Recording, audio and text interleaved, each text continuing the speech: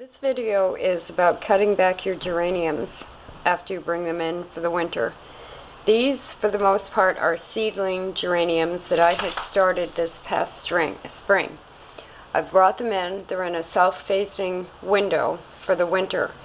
I've had them in and out in the past couple of weeks, and they've gotten a little bit tall and leggy in that time because when they're indoors they don't get the same amount of light as when they're outdoors. Now this variety, I forget if these are orbit or I can't remember what variety they are of the seeds, and I don't think I wrote it on the label. But these pink are very similar to a geranium called Maverick Star. And Maverick Star always gets tall and lanky, has beautiful blooms, but it's a very tall, lanky geranium. These seem to be maybe bred from the same strain because they're also tall and lanky.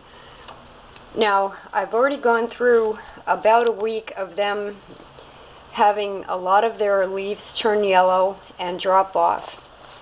So I've removed those, but what I wanted to show you is how you should really care for these in the winter. They should be in a south-facing window or under lights if you can have plant lights. Now what I'm going to do, and it is a shame because they're in bloom, but maybe a few at a time so that I have some blooms, I'm going to cut them back. This one, I'm actually going to cut it back this far, and that will only leave about 4 leaves on it. But what that will do is force it to send out branches and leaves down here. So you keep the plants bushy and healthier by doing that. Because they're getting less light in the fall and into the winter, this growth is going to take a while. So you're going to end up with some stubby geraniums, and some of them may not do well. You may lose a couple, but it's better than letting them struggle like this, because once these top leaves fade, there's nothing down here to keep the plant going. Now when you do this, you want to cut just above a leaf. Where each leaf comes out on a plant, it's called a node. You want to cut right there, and you're right, I'm not doing it, but I can. It's going to fall because I'm holding the camera with one hand.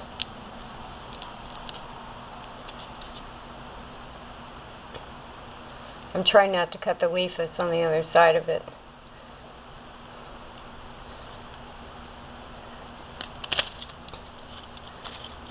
Yeah, maybe it won't fall.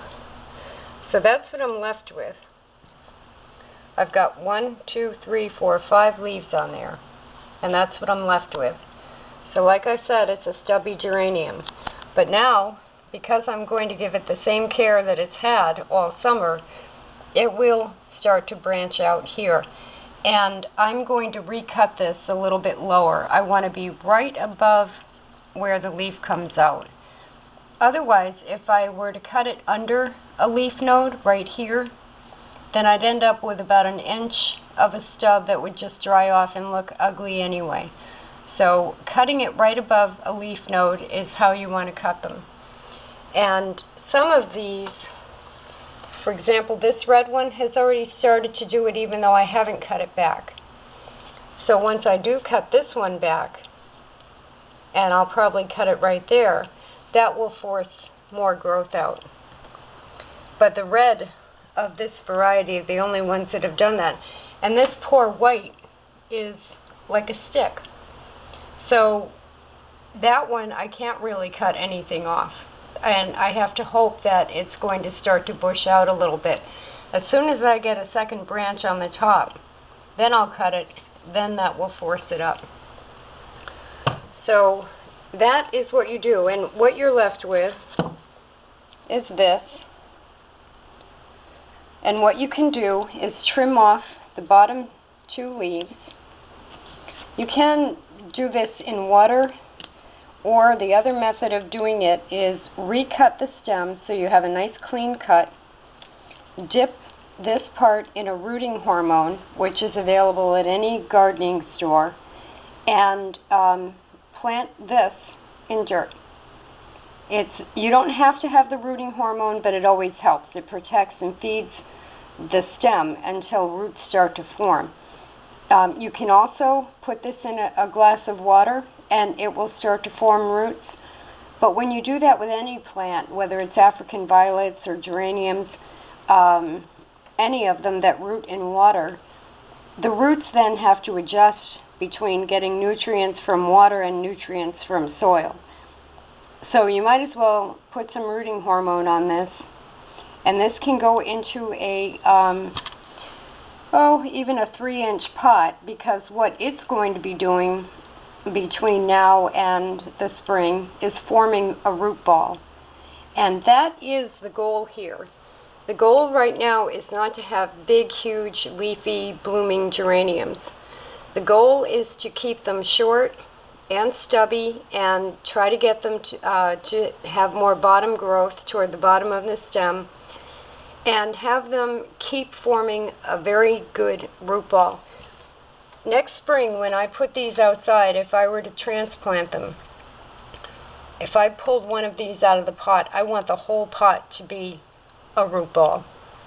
So that's my goal for the winter. And even though I already have enough geraniums, probably, I never can seem to throw them away. So I'll take the blossoms off of here and mark what color it is and what variety, put some rooting hormone on it, and stick it in dirt. And they don't need quite as bright sun, but they should still be near a south-facing window or under lights. Now, in this case, those do need the bright light of being right on the windowsill.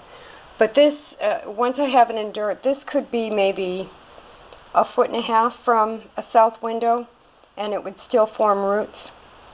So that's the goal for the winter, is to get their root balls growing and keep them alive. In the past, people, and I've tried it too, you can even take them out of their soil and protect the root ball with like burlap or something, and put them in a brown paper bag. And a lot of them will survive the winter just being stored like that.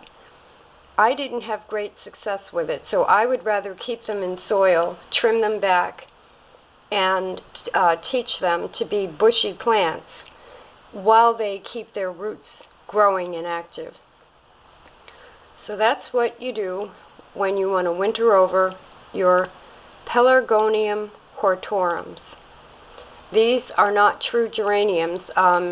These are zonal geraniums, and they are in the Pelargonium family. True geraniums are also all in the same family, but these zonal geraniums are actually Pelargoniums.